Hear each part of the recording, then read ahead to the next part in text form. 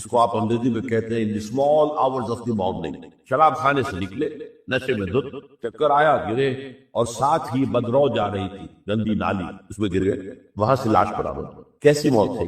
نافرمانی کی حالت میں موت آئی، شراب کے نشے کی حالت میں موت آئی. اور کیا یہ ممکن نہیں ہے؟ بدکاری کا اسی فعل کے دوران موت آ جائے. اچھا، اب اگر آپ نے طے کر لیا نہیں مروں گا، مگر حالت فرما برداری میں ایک ہی شکل ہے، کوئی لمحہ بھی نافرمانی، مبادہ اسی لمحے موت آئے. ہر لمحے کا پہرا دیجیے، ہر ساتھ کی پوری حفاظت کی، کہیں نافرمانی کا کوئی ارتکاب نہ ہو، اور اس حالت میں کہیں موت نہ. میں وہ حدیث آپ کو سنا چکا ہوں، لا یزنی الزانی حین یزنی وہو مؤمن. کوئی زانی حالت ایمان میں زنا نہیں کرتا، جب وہ زنا کر رہا ہوگا ایمان اس کے دل سے نکل کر اوپر سر پر منڈلاتا رہتا. کوئی چور حالت ایمان میں چور کرتا، ولا یسرق السارق حین یسرق وہو مؤمن. کوئی شرابی حالت ایمان میں شراب نہیں پی سکتا، ولا یشرب الخمر حین یشرب وہو مؤمن. اگر ایمان بھی ہو دل میں اور یہ حرکات بھی ہو رہی ہو تو وہ ایمان 2 پیسے کا نہیں، 2 ٹکے کا نہیں. کیا اس ایمان کی قیمت ہے؟ کیا قدر و قیمت ہے اس کی؟ اب اگر ایسی حالت کے اندر موت آ گئی تو یہ تو خلو ایمان ہے، ایمان کا خالی. یہ ہے وہ بات جو کہی گئی. اب یہ اسلام اور تقوی، ان دونوں کو یہاں نوٹ کر لیجئے. یا ایھا الذین آمنوا اتقوا اللہ حق ولا تموتن الا وانتم مسلمون. اے ایمان کے دعوے دارو، اللہ کا تقوی اختیار کرو جتنا کہ اس کے تقوی کا حق. اور دیکھنا موت میں آنے پائے مگر فرما برداری کی. عام طور پر سوچا جائے گا کہ نیکی کا تعلق تو عمل سے ہوتا ہے. ایمان جو ہے وہ کسی عمل کا نام نہیں، ایمان تو در حقیقت ایک ذہنی اور قلبی کیفیت ہے. لیکن واقعہ یہ ہے کہ نیکی کی اصل روح جو ہے وہ ایمان ہے. اس لیے کہ ہر عمل کے 2 پہلو ہیں، ایک عمل کا ظاہر ہے اور ایک اس کا اصل مقصد. باطنی طور پر اس عمل سے مقصود کیا ہے، موٹیویشن کیا ہے، جذبہ محرکہ کیا ہے. یہ 2 چیزیں بالکل علیحدہ ہیں. یوں سمجھ لیجئے کہ نیکی کے ظاہر کو صرف نہیں دیکھنا کہ یہ نیکی کا کام ہے، بلکہ دیکھنا یہ ہوگا کہ اصل میں اس کی موٹیویشن، اس کا جذبہ محرکہ کیا ہے. وہ جذبہ محرکہ ہے جو ایمان کے ذریعے سے، ایمان باللہ، ایمان بالآخرہ، ان دونوں کے اندر نیکی کے لیے ایک مثبت جذبہ محرکہ بھی ہے اور بدی سے بچنے کے لیے ایک منفی جذبہ محرکہ بھی. اللہ کی محبت، love of God, to please اللہ کو راضی، رضائے خداوندی کو اپنا مقصود بنا لے، یہ جذبہ محرکہ ہے جس کے تحت انسان نیکی کرے، بھلائی کرے، خیر کرے. یہ مثبت جذبہ. لیکن اس کے ساتھ ہی منفی پہلو بھی، اللہ ناراض نہ ہو جائے، اللہ کی سزا سے بچنے، اللہ کی ناراضگی سے بچنے انسان نیکی کا کام کرے، بدی. اسی طرح جذبہ آخرت جو ہے، ایمان بالآخرہ، تو جنت کی طلب میں نیکی کا کام کرنا اور دوزخ سے بچنے کے لیے بدی سے بچنا. تو گویا کہ ایمان بالآخرہ اور ایمان باللہ دونوں میں مثبت پہلو بھی ہے، منفی. کہ اللہ کے ہاں مقبول اگر ہوگا تو دین خالص. والذین اتخذوا من دونہ اولیاء، اور وہ لوگ جنہوں نے اللہ کے سوا کچھ اور کو اولیاء بنایا ہوا ہے. ما نعبدهم الا ليقربونا الى الله زلفى، کہتے ہیں ہم نہیں کو نہیں پوچھتے، ہم تو اصل میں اللہ ہی کو پوچھتے ہیں.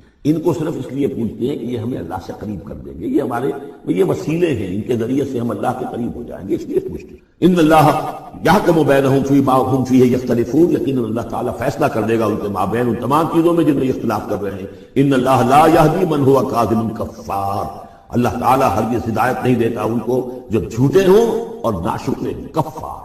لو اراد اللہ یتخذ ولدا لاصطفى مما يخلق ما يشاء سبحانہ، اگر اللہ کا واقعی ارادہ ہوتا کہ وہ کسی کو اولاد بنائے تو ٹھیک ہے، اپنے جو مخلوق ہے ان میں سے جس کو چاہتا چن لیتا، لیکن اس کے ہاں اولاد کا تو تصور نہیں ہے، اس کی اولاد تو ہے ہی نہیں. ایک خالق ہے، باقی سب مخلوق ہے، تو فرشتے بھی مخلوق ہیں. تو اللہ کو ضرورت کیا پڑی ہے کسی کو اپنا بیٹا بنانے کی یا بیٹی بنانے کی. سبحانہ، وہ پاک ہے. هو اللہ الواحد القہار، وہ تو اللہ ہے، اکیلا ہے، قہار ہے، اور خود چھایا ہوا ہے کل کائنات کے اوپر، کل تخلیق، کل مخلوقات کے اوپر اس کی حکومت قائم ہے. خلق السماوات والارض بالحق، اللہ نے پیدا کیا ہے آسمانوں اور زمین کو حق کے، یعنی با مقصد ہے، نتیجہ خیز تخلیق ہے، یہ بے نتیجہ کار عبث اور باطل نہیں. یکبر اللیل علی النہار، وہ رات کو لپیٹ دیتا ہے دن پر. وَيُكَبِّرُ النَّهَارَ عَلَى اللَّيْلِ، اور دن کو لپیٹ دیتا ہے رات پر. اب یہ جو ہے کہیں یولج اللیل فی النہار آتا ہے، کہیں یکبر آ رہا ہے، یہ مختلف جو الفاظ ہیں، تعبیرات ہیں، لیکن مقصد کیا ہے کہ یہ دن اور رات ہے تو نہیں ہے.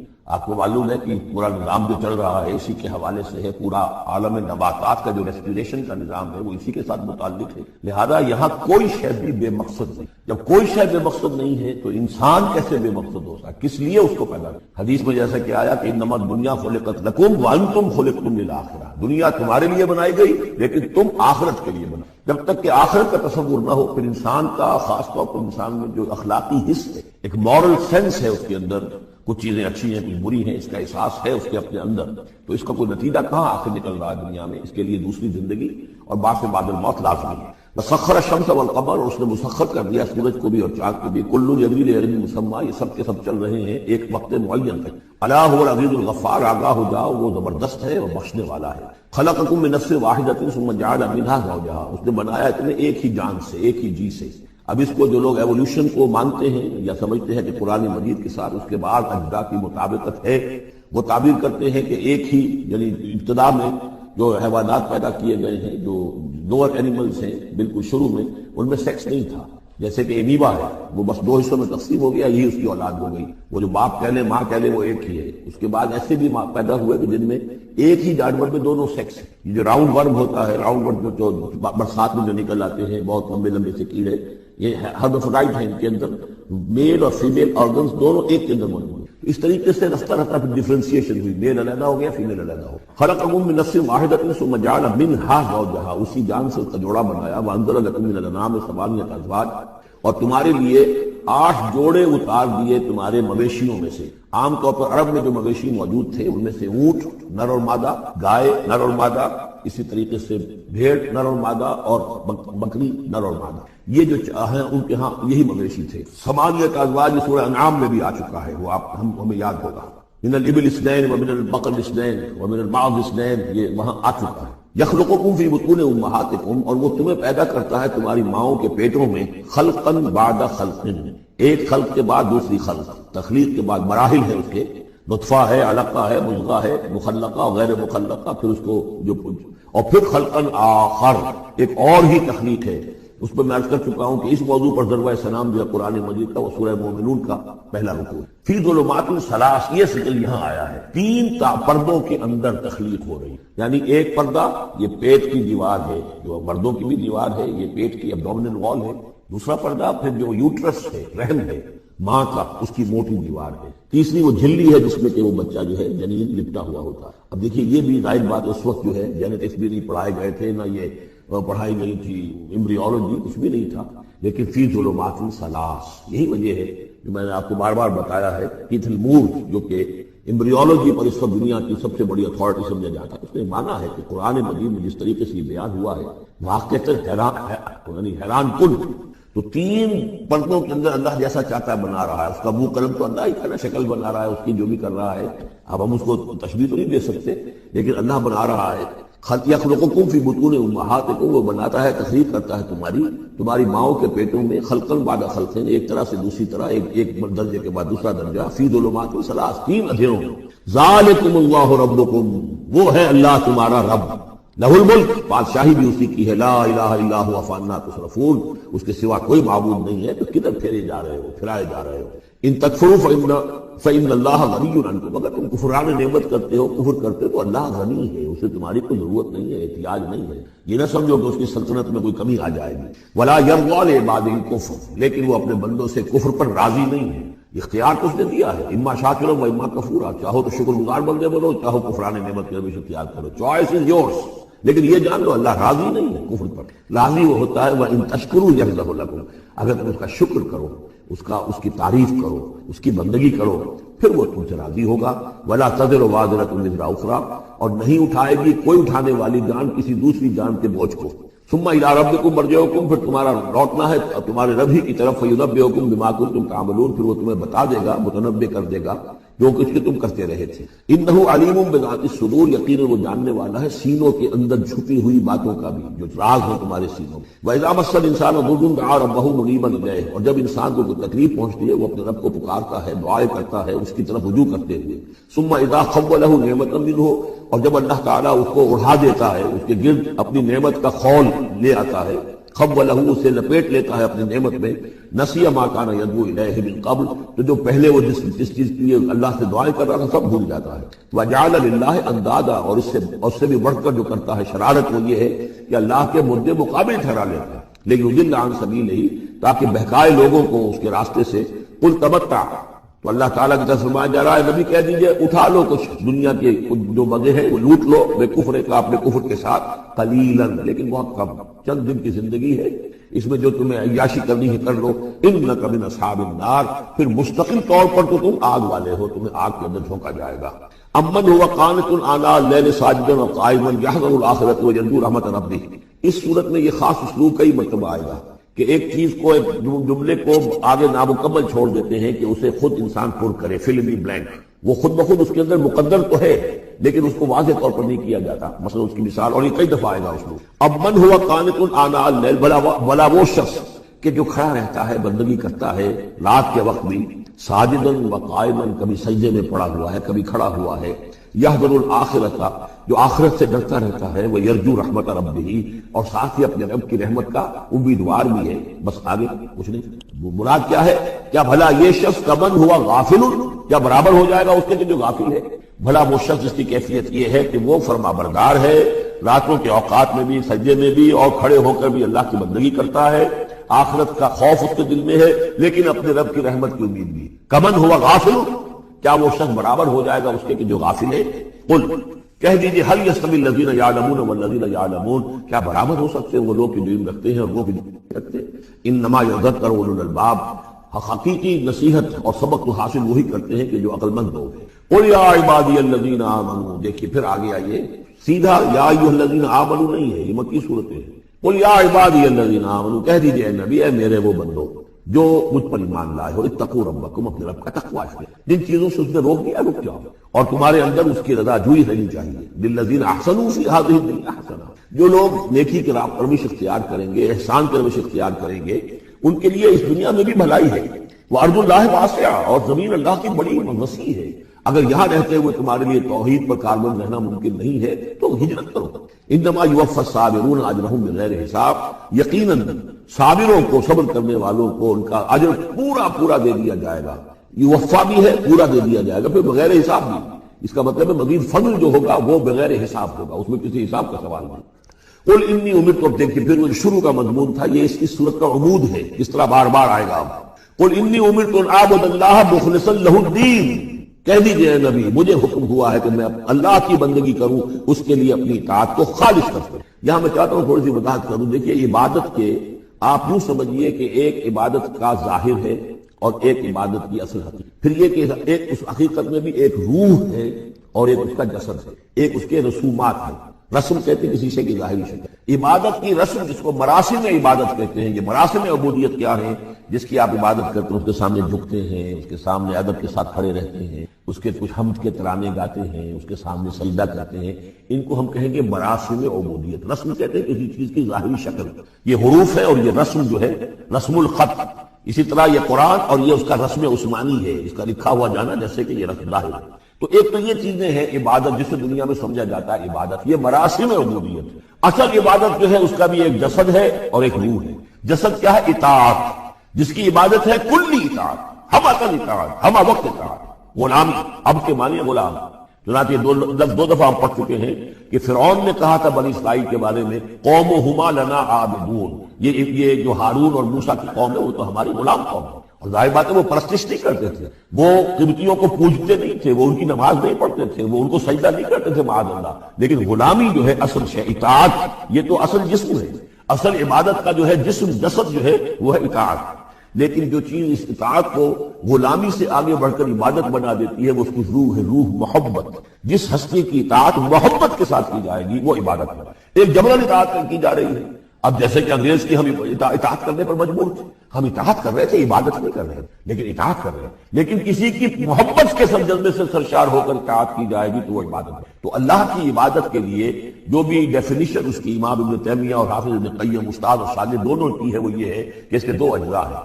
العبادت تجمع اصلین، غایت الحب مع غایت الذل والخضوع، کہ دو چیزوں کو جمع کرنے سے اللہ کی عبادت جو ہے وجود میں آتی ہے، حد درجے کی محبت اللہ کے ساتھ اور حد درجے میں اللہ کے سامنے اپنے آپ کو بچھا دینا، مطیع اور منقاد ہوگا۔ اچھا یہ تو ہے اصل عبادت، لیکن اس کے لیے جو رسم ہے وہ کیا ہے؟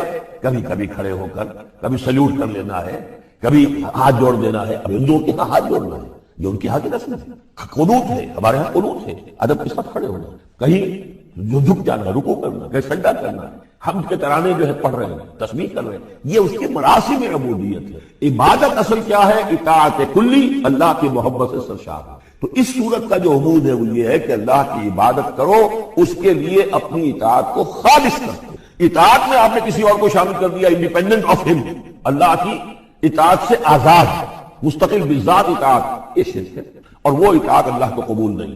وہ منہ پر دے مارے گا، یہ مجھے 25% اطاعت نہیں چاہیے آپ کی، آپ لیجیے اپنے سر پاس رکھیے، مجھے تو چاہیے 100%۔ وادخلوا فی السلم کافہ، اور ہم سمجھتے ہیں کہ ہم 5-10% بھی ٹرخا لیں گے اللہ تعالیٰ کو، تب بھی ہمیں جنت کو دے ہی دے گا۔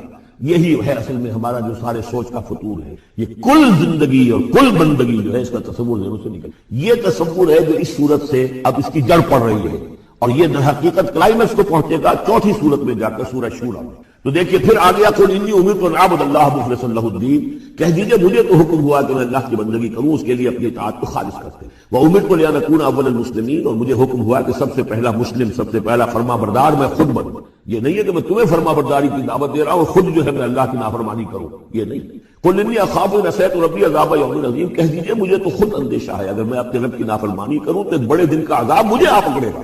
میں اپنے آپ کو مستثنا نہیں سمجھتا، میں بھی بندہ ہوں، اگر میں معصیت کروں، اگر میں اپنے رب کی نافرمانی کروں، ظاہر بات ہے کہ یہ جو ہے اگر بہت بڑا اگر ہے، ظاہر اس کے حضور کا امکان نہیں، حضور کے لیے سمجھانے کے لیے ان لوگوں کو بتایا جا رہا ہے۔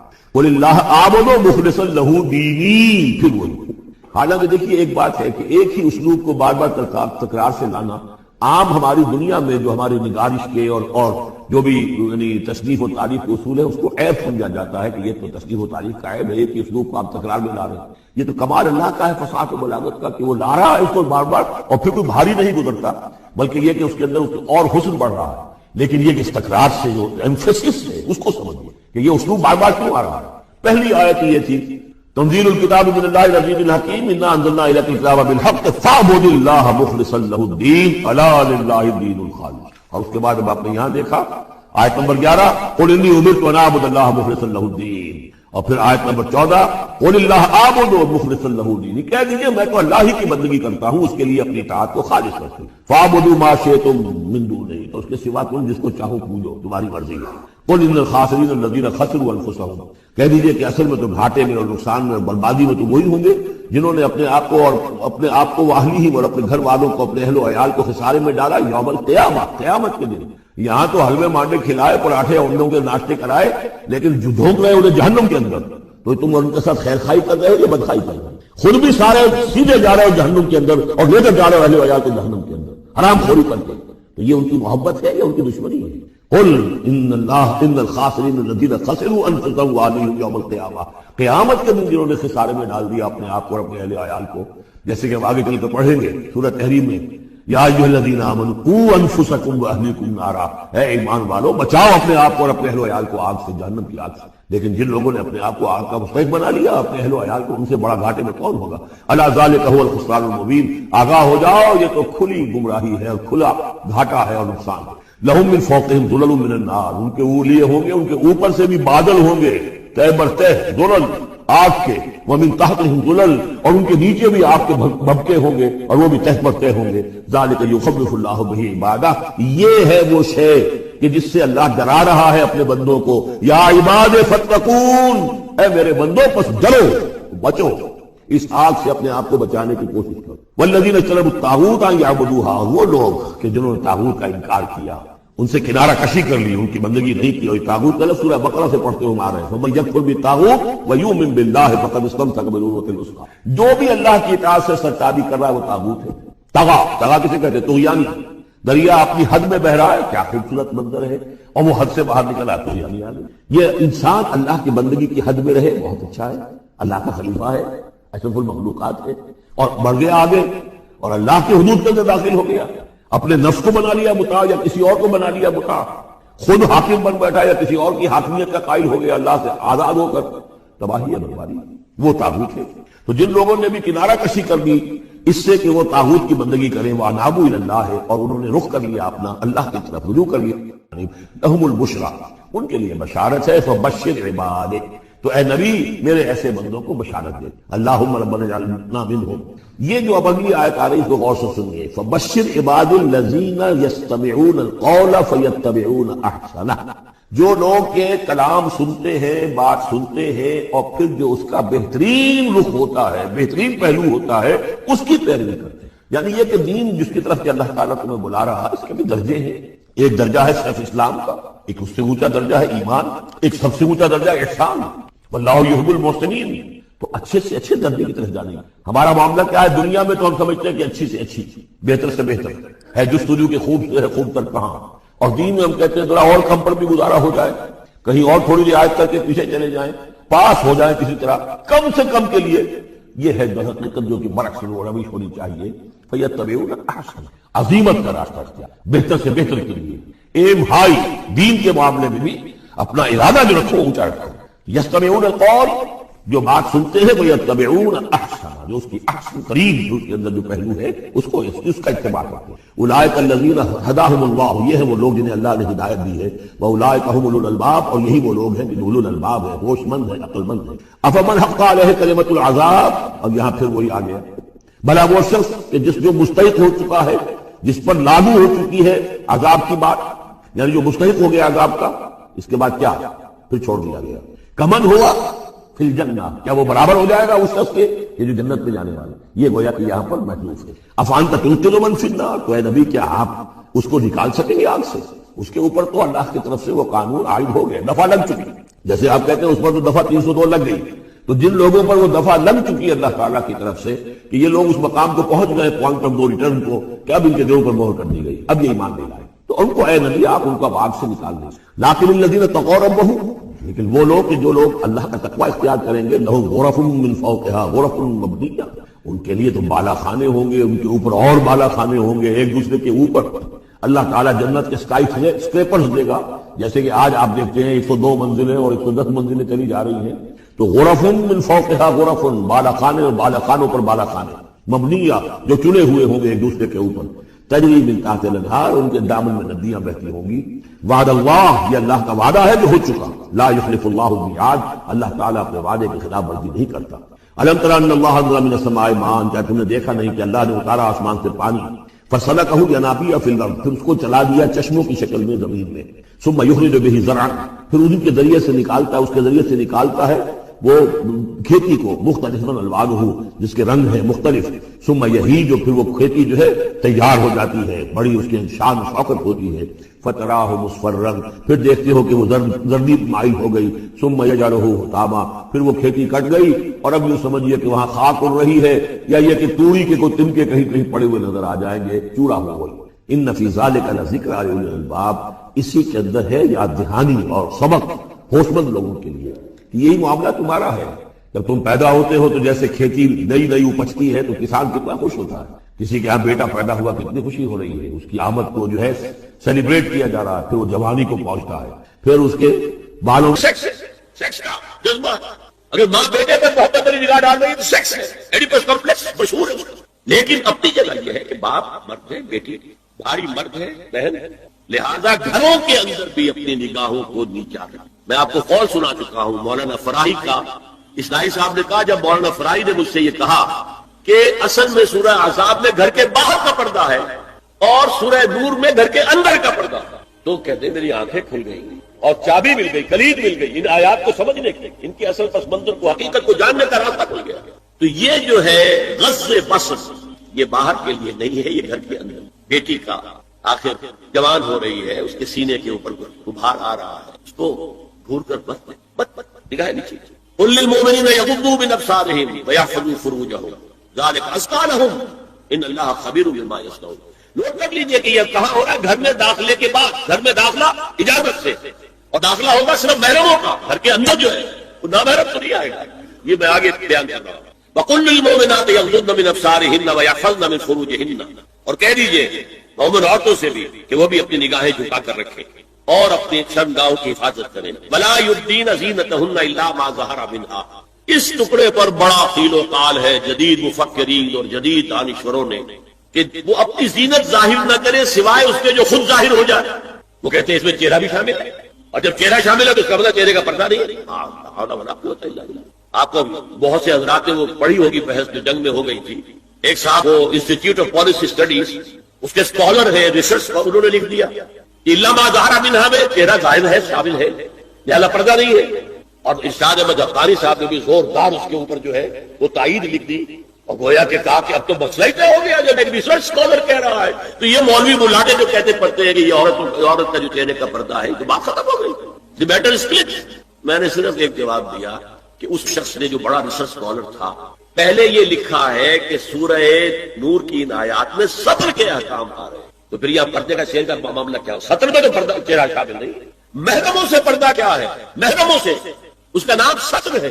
عورت کا پورا جسم سطر ہے سوائے چہرے کی ٹکیا اور یہ ہاتھ اور یہ پاؤں، بس. کیا مطلب ہے؟ بھائی بھی نہیں دیکھ سکتا بہن کے جسم کا کوئی اور حصہ، باپ بھی نہیں دیکھ سکتا بیٹی کے جسم کا کوئی حصہ. یہ سطر ہے. سطر محرموں سے پردہ. اس سے آگے صرف شوہر یا حسب ضرورت طبیب سرجن، بس. یہ محرموں کا. گھر میں عورت رہے گی تو سطر کے ساتھ رہے گی. محرم آئیں گے، چچا اس کا محرم ہے آئے گا، لیکن وہ بھی تو مرد ہے نا، چہرہ تو نہیں ڈھانپے گا، یہ کہ محرم ہے. لیکن باقی جسم سطر، عورت کا پورا جسم سطر ہے سوائے چہرے کی ٹکیا. بال بھی سطر میں شامل ہے. سر پر وہ سکارف جو آج کل بنا ہوا ہے بہت بڑا مسئلہ، انہوں نے چہرے کو نکال دیا، صرف سکارف سمجھا ہوا پر حجاب کہتے ہیں. حالانکہ وہ حجاب پورا تو نہ ہوا، وہ صرف ایک حصہ ہے، لیکن ایک حصہ صحیح ہے. سر کے بال جو ہے وہ چھپے ہونے چاہیے، یہ سطر میں شامل ہے. چہرے کی ٹکیا ہے جو سطر سے باہر، ہاتھ ہے پہنچوں سے باہر، اور پیر ہے ٹخنوں سے نیچے، بس. اللہ اللہ. تو فرمایا ما ظہر منھا زینتہن میں الا ما ظہر منھا میں کیا کیا چیزیں آ سکتی ہیں. دیکھیے اگر عورت پوری کی پوری برقعے کے اندر ملبوس ہے، چہرے پر بھی نقاب ہے، آنکھوں کے آگے بھی یا جالی ہے یا کوئی چشمہ ہے، تو پھر بھی اس کے حسن کا ایک حصہ وہ ہے جو ظاہر ہے. اگر طویل القامت ہے، قد و قامت، یہ حسن کا حصہ ہے کہ نہیں، وہ کہاں چھپائے. اور غالب نے جو شعر کہا ہے تیرے سر قامت سے ایک قد آدم قیامت کے فتنے کو کم دیکھتے ہیں. سر قد عورت، اسی طرح جسم سے ڈول ہے، اکیلا بدن ہے، یہ تو نہیں چھپے گا. عورت موٹی ہے، کیسی ہے، جسم جو غیر متناسب ہے، یہ تو نہیں چھپے گا. متناسب ہے اعضاء، قداور ہے، اکیلا بدن ہے، یہ ہے وہ چیزیں. یہ جو حجاب کے سلسلے میں ما ظہر منھا یہاں ہو رہا ہے کہ سطر کے سلسلے میں ہے ما ظہر منھا زینت کا اور وہ چہرہ. لیکن اب اس میں ایک اور بات، وَلْيَضْرِبْنَ بِخُمُرِهِنَّ عَلَىٰ جُيُوبِهِنَّ، یہ بھی گھر کے اندر کی بات ہو رہی ہے. کیونکہ میں پہلے بتا چکا ہوں جلباب ہوتا تھا جب گھر سے باہر نکلتی تھی عورت تو وہ اپنی چادر لپیٹتی تھی اپنے گرد، چہرہ نہیں ڈھانپتی تھی. صرف چہرے کا حکم دیا گیا اس کے ضمن میں، وہ سورہ احزاب کی آیت رہ گئی وہ میں بیان کروں گا. اور خمار وہ اوڑھنی ہوتی تھی جو گھر میں اوڑھتی تھی. گھر میں ظاہر بات ہے کہ جلباب تو نہیں لیا جا سکتا، گھر کا کام کاج کرنا ہے، ہلکی سی اوڑھنی وہ گھر میں. لیکن فرمایا وَلْيَضْرِبْنَ بِخُمُرِهِنَّ عَلَىٰ جُيُوبِهِنَّ، اور انہیں چاہیے کہ اپنی اوڑھیوں کے بکل اوڑھنیوں کے اپنے سینوں کے اوپر، گریبانوں کے اوپر بھی مار لیا کریں تاکہ یہ سینے کے جو ابھار ہیں ان کو ایک ایڈیشنل کور مل جائے. دیکھیے سطر کا تقاضے کہاں مل گئی. لباس دبیز ہونا چاہیے، باریک نہیں. حضور نے فرمایا اللہ کی لعنت ہو ان پر جو لباس پہن کے بھی ننگی ہوتی ہے. باریک کتنا لباس ہے، یہ چست کتنا لباس، ڈھیلا ڈھالا ہونا چاہیے، دبیز ہونا چاہیے. لباس کے اندر یہ دو حصے جو ہیں وہ لازم ہیں. اور پھر سینے پر، اب ظاہر بات ہے کرتا پیدا ہوا ہے، ڈھیلا ڈھالا ہے، پھر بھی یہ سینے کے ابھار تو غائب ہو جائے گا. ان پر ایک اضافی اوڑھنی سر پر سے لے کر اور اپنے اس گریبان کے اوپر بکل مار لینا تاکہ یہ جو نسوانی حسن کا دوسرا منظر ہے. پہلا چہرہ سب سے بڑا چہرہ. اب جو لوگ کہتے چہرے کا پردہ نہیں ہے تو خدا کے بندو پھر پردے کی ضرورت کیا؟ نسوانی حسن اگر اس میں اٹریکشن ہے وہ کہاں ہوتا ہے سب سے بڑھ کر؟ مظہر اول کون سا ہے؟ نسوانی حسن کا چہرہ ہی تو ہے. اب میں ذرا شرم کے ساتھ کہہ رہا ہوں لیکن یہ اپنی شاعری کے کچھ الفاظ آپ کو سنا رہا ہوں. یہ لب لعلین کہاں ہوتے ہیں؟ چہرے پر ہوتے ہیں یا کہیں اور ہوتے ہیں؟ یہ عارض بلگوں یہ کہاں ہوتے ہیں؟ چہرے پر ہوتے ہیں یا کمر میں لگے ہوتے ہیں؟ یہ چاہے زخم تھوڑی میں اگر کچھ کھڈا پڑا ہوا ہو، چاہے زخم، یہ تعریفیں جو شاعری میں ہوتی ہیں یہ کہاں ہوتا ہے؟ یہ بجگا کے تیر یہ کہاں ہوتے ہیں؟ یہ نرگسی آنکھیں یہ کہاں ہوتی ہیں؟ اور ستواں ناک یہ کہاں ہوتا ہے؟ چہرہ ہی تو ہے. سب سے بڑی اٹریکشن تو چہرہ، اسی کو نہ چھپایا تو پھر اور کیا چھپایا؟ ہاں دوسری چیز چھاتی کے ابھار بہت اٹریکٹیو ہوتی ہے چھاتی.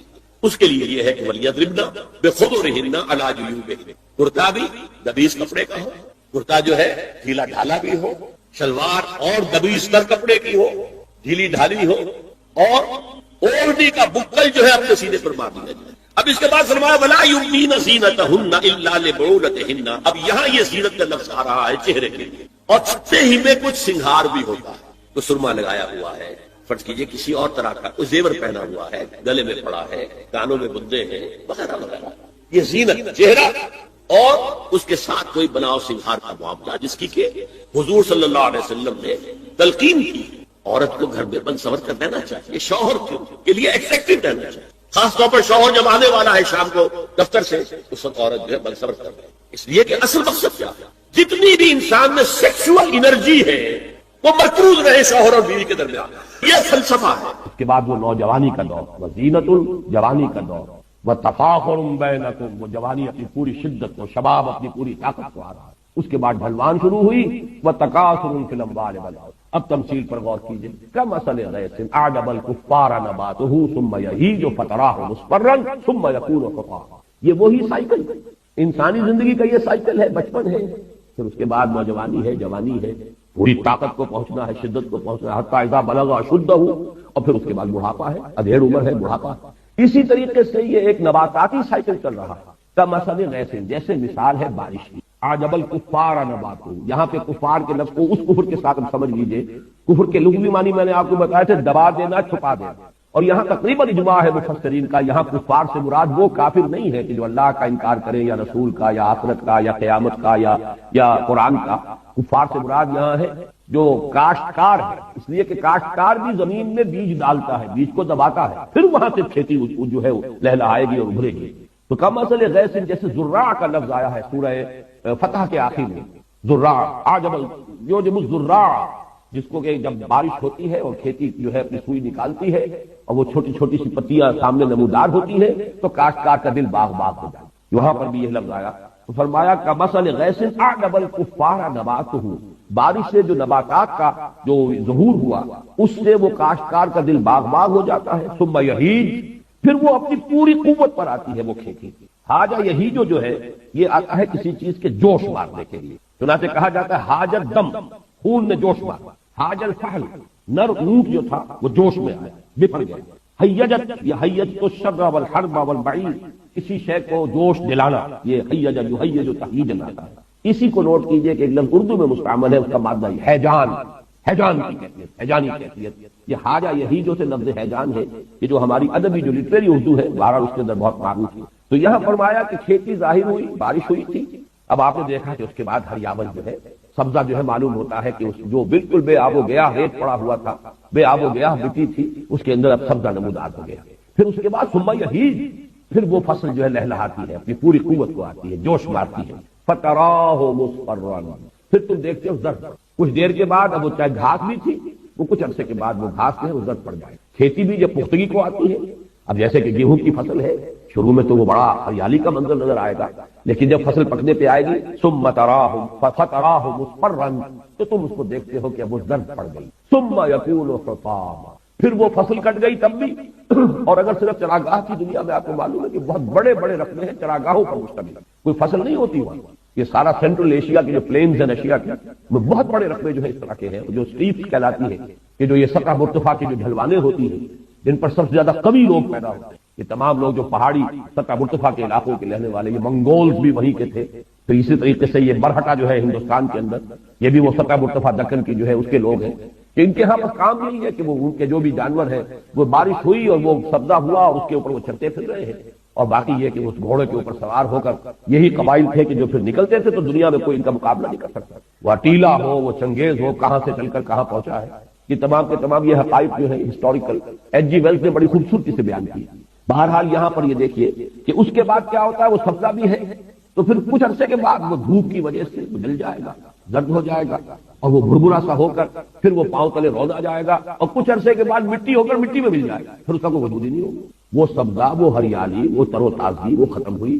پھر معلوم ہوا کہ پھر وہی خاک اڑ رہی ہے، پھر وہی ویرانی ہے، پھر وہی ریگزار کا ایک منظر. اور چونکہ عرب کا پس منظر ہے خاص جس میں کہ یہ قرآن مجید نازل ہو رہا ہے، تو یہ پورا کا پورا اس کا پس منظر واضح ہو گیا. تو جیسے یہ سائیکل ہے، اب ہمارے ہاں فصلوں کا معاملہ، بیج ڈالا ہے، باقاعدہ فصل ہوئی ہے، لیکن وہاں بھی تو یہ ہوگا، فصل جب کٹ جاتی ہے تو کیا ہوتا ہے، اس کے بعد تو وہاں پر یہی ہے کہ کچھ تھوڑا بہت جو ہے وہ اڑتے پھر رہے ہیں، وہ تنکے ہیں کہ جو توڑی کے تنکے ہیں، توڑی بھی اگر پھڑ کے جمع کر لی گئی ہے تو کہیں کہیں جو اس کے باقیات و صالحات ہیں وہ ہے، ہوا انہیں لیے کر رہی ہے۔ اب وہ منظر خوشنما نہیں رہا۔ یہ سائیکل ہے نباتاتی جو اس دنیا میں چند مہینوں کی سائیکل ہے، لیکن یہ کہ انسان کی زندگی کا یہی سائیکل ہے۔